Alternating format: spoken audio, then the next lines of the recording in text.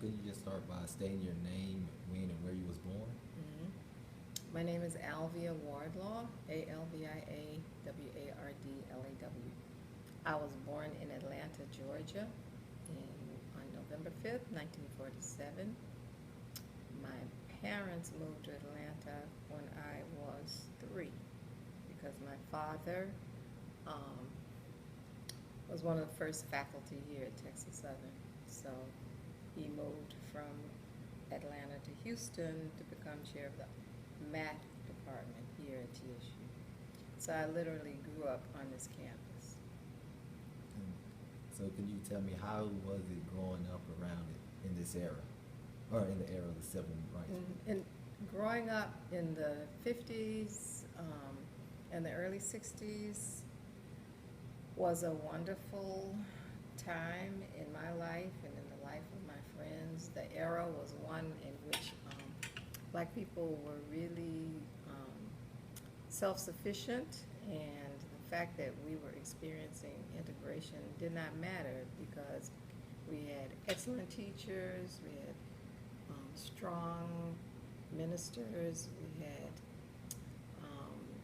great businessmen such as Standard Savings and Loans up on Dowling. Mac Hanna was a great businessman. We had real leaders in the community who set standards for us as children and young people that were next to none. And this was not just at Blackshear, Turner, and Yates, where I went to school, but throughout the city.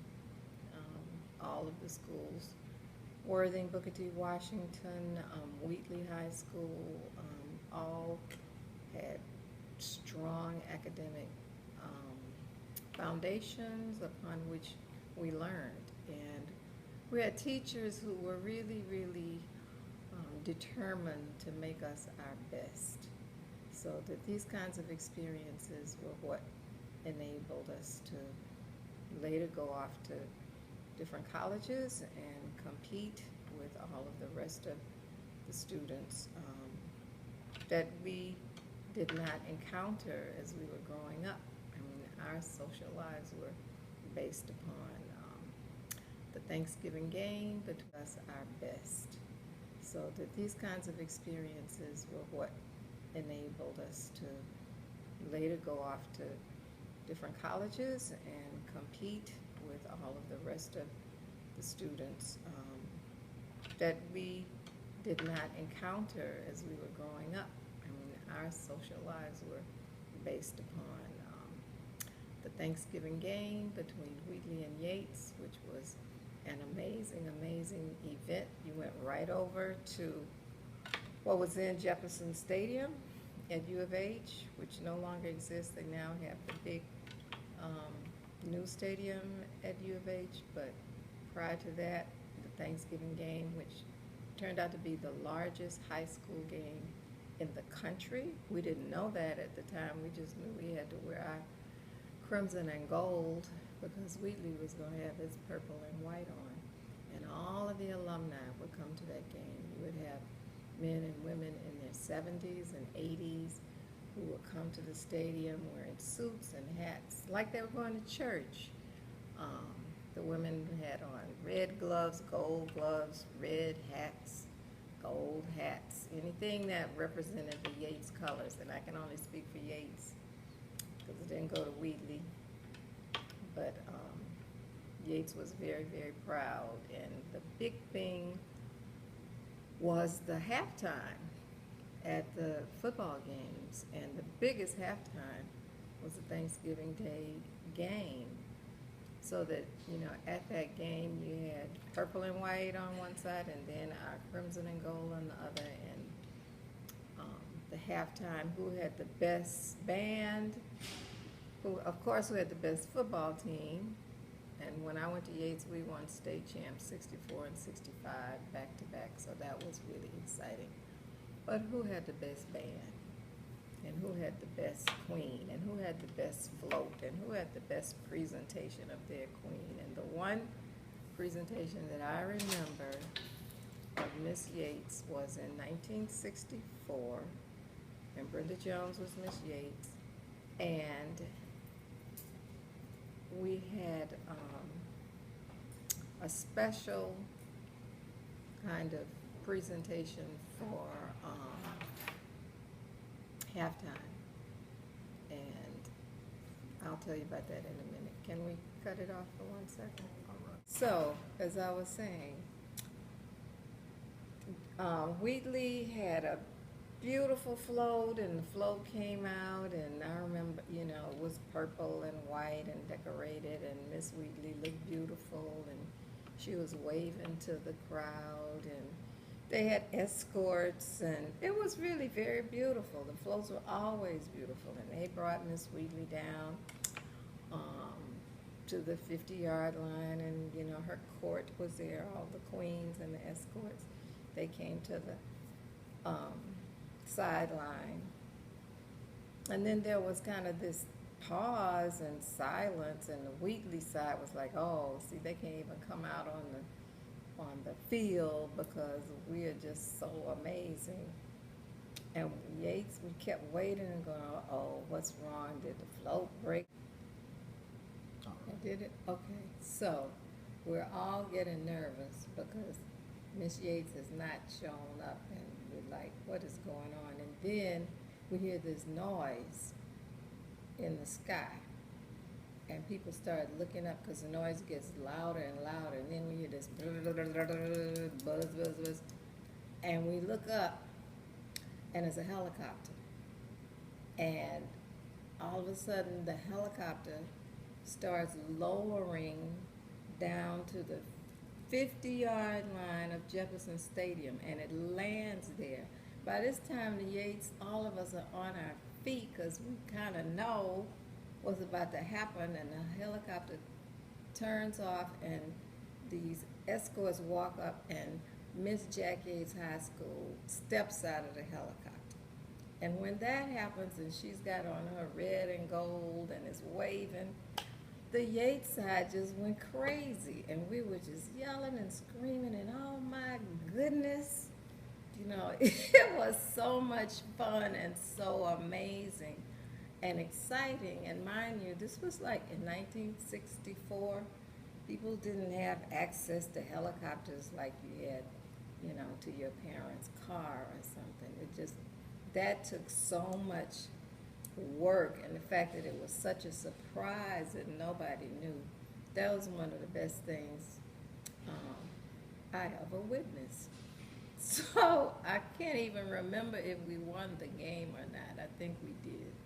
I'm sure we did because it was just like a perfect day. So that's one of my memories of growing up in Third Ward and being really proud of the school and the institution that you were a part of. So when I went off to college, to Wellesley College, it was very, very different for me because I had gone to segregated schools. All my classmates were black. All my teachers were black. At Wellesley, all my classmates were white. All my teachers were white, except for my 4 black classmates in my freshman year. So it was a big adjustment. It wasn't so much an adjustment in the classroom because I did fine, because I had the training from those excellent teachers. I had teachers in high school who had their PhDs, and they were teaching. So I was ready in that regard. But, you know, the first football game that I went to my freshman year in college at Wellesley was a Harvard football game. I can't remember who Harvard was playing, but I went to this game with some friends. It was probably Harvard and Columbia or Brown or another Ivy League school. I went to the game with a young man I had, you know, and some other friends. I had a date, and it was culture shock. It was total culture shock because there was no band. There was no halftime. It was just kind of this game, and halftime was a lot of, I don't know, they were doing little skits and things that didn't make sense to me. And I was sitting there, well, and I always sit next to the band when I would go to Yates games because I like being near the percussion section. And there's no band. So you could really tell the difference between. Oh, the difference was just like night and day. So I didn't think I was at a football game. You know, the weather was nice. It was very crisp and clear and beautiful. I loved the weather. The sun was shining. I'm like, this isn't what a football game to me is all about. And I missed that. I really, really missed that. And then there were little things about, you know, going to school in New England, like breakfast, the food was different. Food was very different, you know, and you don't realize how those kinds of things you really will miss when you're away. I missed grits. You know, they had oatmeal all the time and hash browns, but I missed grits. You know, breakfast to me, at that time I was eating, you know, big breakfasts, and so that was different. And then the food in general, there were things that, the food was very bland, and I was used to, you know, high seasoned food, kind of spicy, you know. Food with some flavor. Yeah, exactly. Like we were talking yesterday. I mean, I just, you know, I'm a Southern. But I made very good friends, lifelong friends from college. Both white and black? Mm-hmm. Both white and black. Most of, yeah. So what would you say is the biggest difference between like the black community now and how it used to be? The biggest difference between the black community now and how it used to be. I think one of the differences, Sean, is that the community is not as self-sufficient as it used to be. We tend to go out of our community to buy groceries, for instance. We tend to, there are not that many black printers the way there used to be. There's still, you know, black funeral homes. There's still other black businesses, but that business that I mentioned, Standard Savings and Loan, that's right up there. If you drive up Wheeler now to Dowling, and when you get to Dowling, you look to your right, you're going to see those two abandoned buildings on the corner. That was an African-American owned savings and loan company, and that's probably, in many ways, the most important business that was established in Third Ward in the 1940s, after World War II, when people like my father came back from the war. It was McHanna with that savings and loan business that was able to provide mortgages to people like my parents, who otherwise, you know, getting a loan from a white bank was extremely difficult for black people at that time, even if they had the income. So McHanna, who was on the first board of Texas Southern, I think he might, if you look it up, he might have been the only black regent at Texas Southern when it was begun. But McHanna played such an enormous role in developing this community and developing it as a community of homeowners rather than renters. And that's the difference. I mean, if you look at Fourth Ward now and how it bears little resemblance to what it used to be, part of the reason is because so many of those people were renters. But even now, to be part of the reasons because so many of those people were renters. But even now, Third Ward is changing. You know, it's going to be, and it is, an integrated community with kind of a black foundation to it, which I think is good. There are advantages, you know, to that, but you don't want the history of this neighborhood to disappear. And I think that's why these projects to preserve the names of schools, monuments, and institutions is really, really important. We don't really support neighborhood schools as much as our parents did at that time. I used to walk to school. You know, I walk to work today because my car is not working. And it made me think about how I used to walk to school every day. Walk to school, walk home, walk to Yates, walk to Blackshear. I was across the street from Turner, so that was just walking across the street. But now you don't see children walking to school anymore. Very rarely, you know, all because I'm still near Turner, I see the cars dropping off the kids and parents walking their children. And that's just society in general, you know, which I think is, it's unfortunate because you have those little adventures when you walk into school and those conversations when you walk into school and walking back. I can still remember some of the conversations I had with two friends walking home from Yates every day, you know, and then one of those friends, we would have had no idea when we were 16, 17 years old that one of us would be living in Zambia, in Southern Africa, for over 30 years of her life. And she's just moved back to the United States after marrying and having a family, and those kinds of things make you think very fondly of, you know, those memories. But I think then much distraction and social media. Like if you had been doing this interview, you know, in 1965, you would have maybe have had a tape recorder that you would have, you know, gotten, and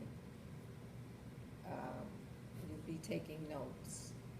You know what I'm saying? Yes, ma'am. Rather than capturing me on camera. And I think that social media, the technology, has made things a lot more direct and immediate, but at the same time, it's made things go so much faster.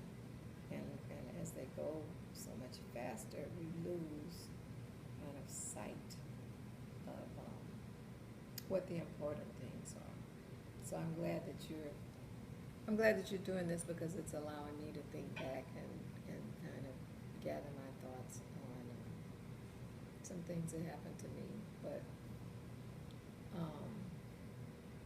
I think essentially this community is very much the same in the sense that people have the same values. It's a neighborhood, and that's what I like about it, that you know your neighbors, you know their names, you know your new neighbors who, you know, have moved into the homes of people that, you know, live next to you all their lives and then passed on.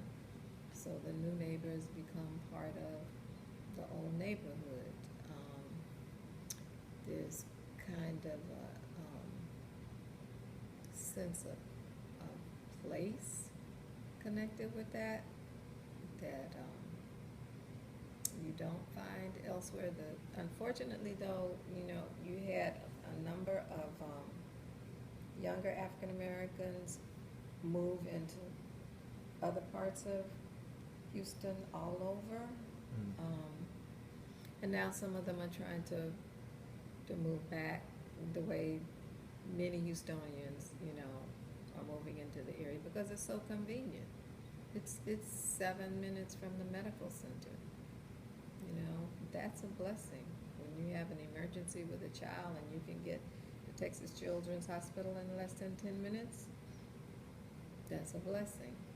You know, you can, I can walk to work. I should be walking more. You're close to downtown, you're close to the freeway. Although I will say the 288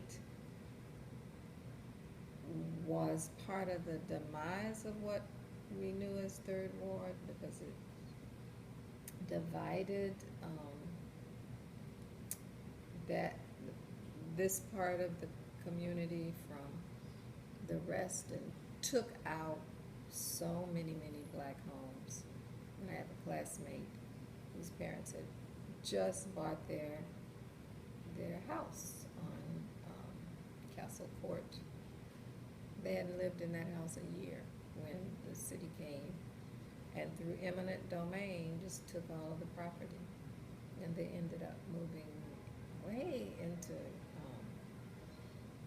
like Westbury, you know, what was a really far-flung kind of area at that time. So 288 really did change the fabric of Third Ward in a lot of ways.